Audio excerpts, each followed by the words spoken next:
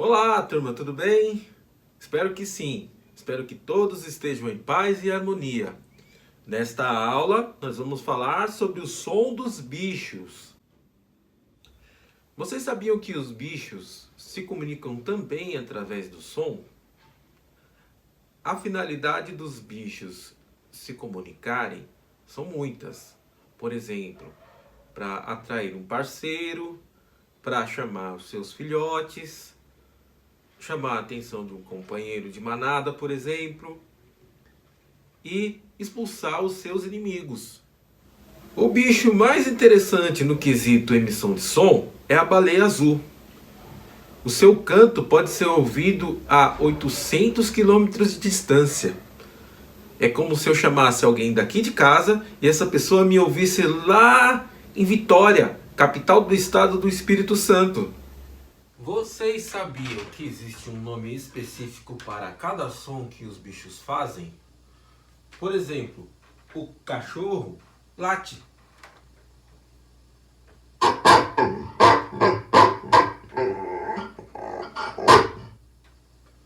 O cavalo relincha.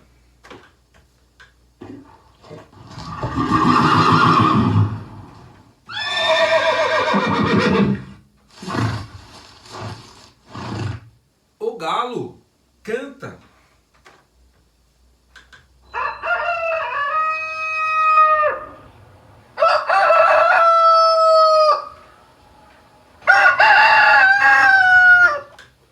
A galinha cacareja.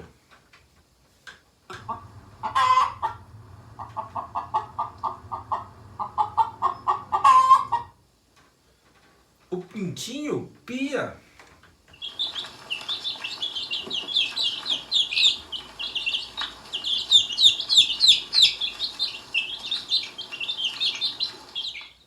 O boi e a vaca mugem. Eita!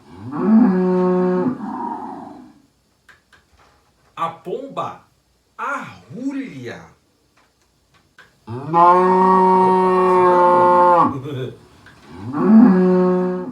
A pomba arrulha.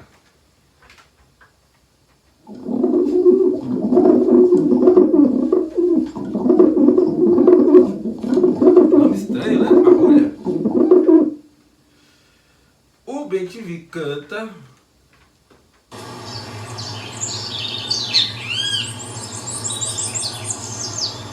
Esse é o som que a gente ouve todas as manhãs.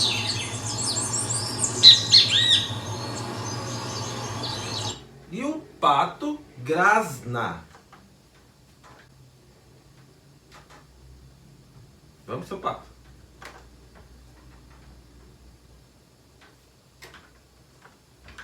Era aqui no outro lugar.